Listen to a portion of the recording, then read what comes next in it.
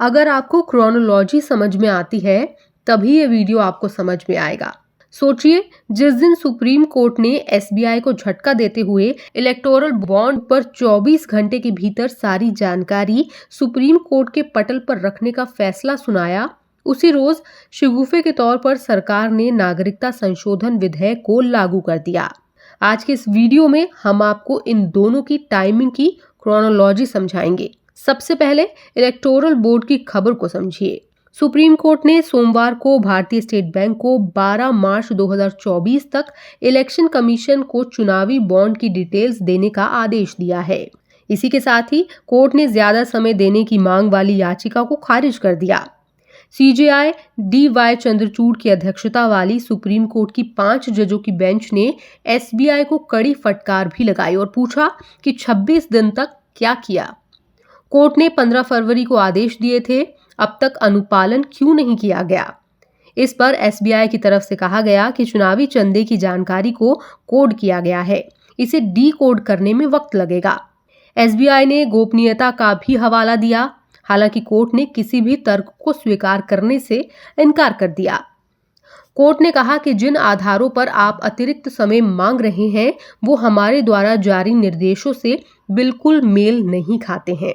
याचिकाकर्ता की दलीलों से संकेत मिल रहा है कि सभी जानकारी आसानी से उपलब्ध है। शीर्ष अदालत ने कहा कि सीबीआई को 12 मार्च 2024 को व्यावसायिक घंटों के अंत तक विवरण का खुलासा करने का निर्देश दिया जाता है। ईसी जानकारी संकलित करेगा और आधिकारिक वेबसाइट पर 15 मार्च 2024 शाम 5 बजे तक विवरण प्रकाशित करेगा। दरअसल 15 फरवरी को सुप्रीम कोर्ट ने चुनावी बॉन्ड योजना को असंवैधानिक करार देते हुए रद्द कर दिया था।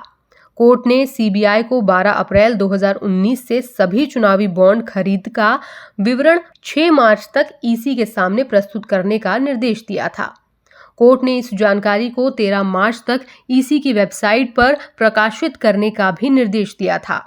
इस पर बेंच ने एसबीआई की खिंचाई की और कहा कि पिछले 26 दिनों में आपने क्या कदम उठाए हैं।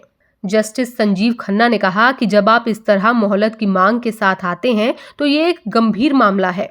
हमारा फैसला बिल्कुल स्पष्ट था। जबकि एसबीआई के वकील हरीश साल्वे का कहना है कि एसओपी के तहत ये सुनिश्चित किया गया है कि बॉन्ड के खरीदार और बॉन्ड की जानकारी के बीच कोई संबंध न रखा जाए। हमें ये बताया गया था कि इसे गुप्त रखना है। बॉन्ड खरीदने वाले का नाम और खरीदने की तारीख कोड की गई है, जिसे डिकोड करने में समय लगेगा। दानकर्ता का विवरण नाम ना छापने के लिए निर्दिष्ट शाखाओं में सीलबंद लिफाफे में रखा गया है। साल्वे ने कहा, हम पूरी सावधानी बरत रहे हैं ताकि गलत जानकारी देने के लिए हम पर मुकदमा ना हो जाए। इस पर जस्टिस खन्ना ने कहा है कि इसमें मुकदमे की क्या बात है। एसबीआई के पास सुप्रीम कोर्ट के आदेश हैं। वहीं मुख्य न्यायाधीश डी.वाई. चंद्रचूड़ ने कहा कि आप कहते हैं कि विवरण सीलबंद कवर में रखा गया है और मुंबई शाखा में जमा किया गया है। हमारे निर्देश जानकारी के मिलान के लिए नहीं थे। हम सिर्फ ये चाहते थे कि एसबीआई दानदाताओं के स्पष्ट विवरण का खुलासा करे। आप फैसले का पालन क्यों नहीं कर रहे हैं?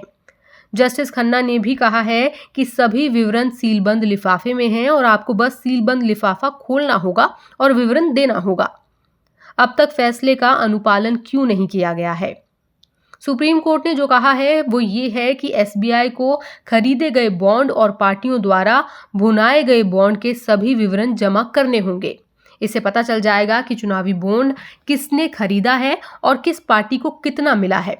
लेकिन ये संभावना नहीं है कि किसने किस पार्टी को दान दिया है।